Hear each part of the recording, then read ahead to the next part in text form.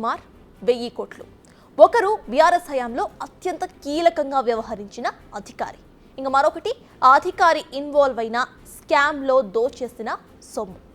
Yes, తెలంగాణలో మరో scam ఇప్పుడు తెరపైకి వచ్చింది. అయితే ఈసారి చాలా పద్ధతిగా, ఎవరికి కూడా తెలియకుండా అన్ని పకడ్బందీ చర్యలు తీసుకొని మరీ చేశారు ఈ అవినీతిని.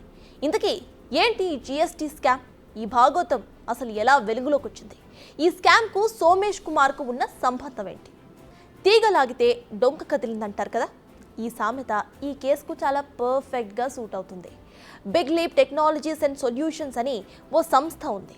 దీని కార్యకలాపాలపై వాణిజ్య పన్నుల శాఖకు ఓ అనుమానం వచ్చింది. ఈ కంపెనీ ప్రభుత్వానికి టోపీ పెట్టి పన్నులను చెల్లించడం లేదని ఇంకేముంది, అధికారులు ఇన్వెస్టిగేషన్ను మొదలు పెట్టేశారు. అనుమానం బలపడింది. ఫోరెన్సిక్ ఆడిట్ను కూడా చేయించారు. అక్కడ బయటపడింది అసలు సంగతి.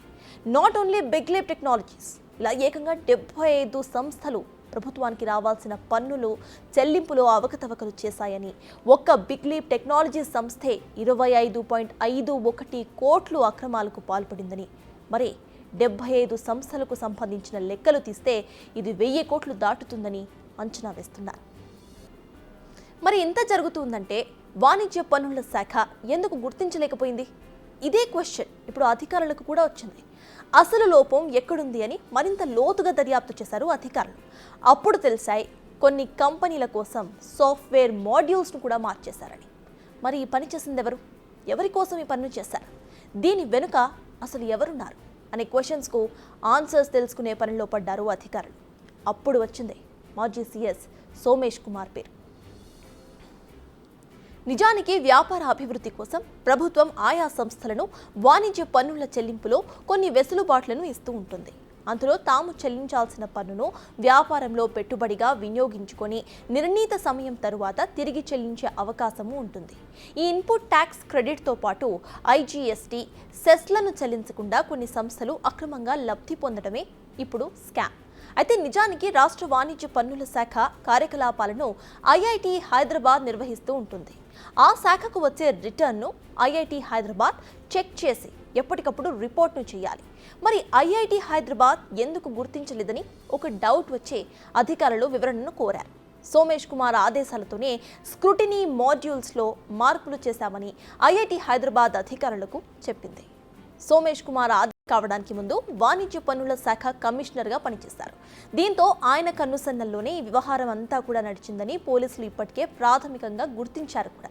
అయితే commercial tax joint commissioner Ravi Kanuri ఇప్పుడు పోలీసులకు ఫిర్యాదు చేశారు.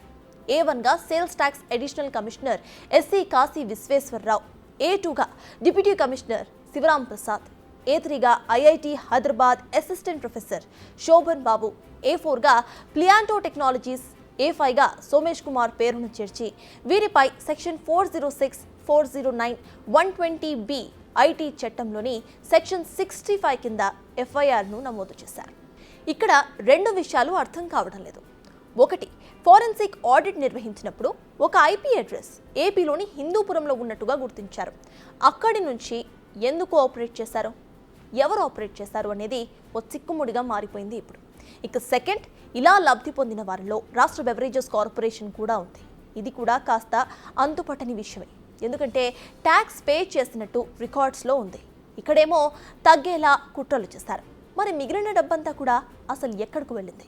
ఇక మరికొన్ని ప్రశ్నలకు ఆన్సర్స్ ఇంకా రావాల్సింది. ఎందుకంటే ఇటు తెలంగాణ రాష్ట్ర ప్రభుత్వం, అటు ఐఐటి హైదరాబాద్ ఈ రెండిటి కళ్ళు గప్పి వ్యవహారం నడిపించారంటే దీని వెనుక ఉన్నది పెద్ద తలే అని అర్థమైపోతుంది. 75 సంస్థలు అంటే చాలా పెద్ద నంబరే. ఎవరు చెప్తే ఈ సెలెక్షన్ జరిగింది? ఇప్పటి వరకైతే అప్పటి సీఎస్ చెబితేనే చేశామని చెప్పినట్టు ప్రాథమికంగా తెలిసింది. కీలక అధికారులతో ఓ వాట్సాప్ గ్రూప్ను క్రియేట్ చేసి అందులోనే ఏం చేయాలి, ఎలా చేయాలో ఆదేశాలు జారీ చేసినట్టుగా గుర్తించారు. మరి నిజంగా సీఎస్ సొంతంగా తీసుకున్న నిర్ణయమా ఇది, లేదంటే ఆయన వెనుక కూడా ఇంకా ఎవరైనా ఉన్నారా? ఇది ఇప్పుడు విచారణలో తేలాల్సిన ఉంది. అయితే ఎందుకంటే ఇటు సీఎస్ పదవీ కాలం ముగిసినా కానీ ఓ స్పెషల్ జీవో ఇచ్చి మరీ ఆయనను కొనసాగించారు. ఇలాంటి పనుల కోసమే అప్పటి ప్రభుత్వ పెద్దలు ఆయనను కొనసాగించారా అనే అనుమానాలు కూడా ఇప్పుడు పెద్దగా వస్తున్నాయి. బిగ్ టీవీ అవుట్లుక్ కథనాలు నచ్చితే వెంటనే బిగ్ టీవీ ఛానల్ ను సబ్స్క్రైబ్ చేయండి.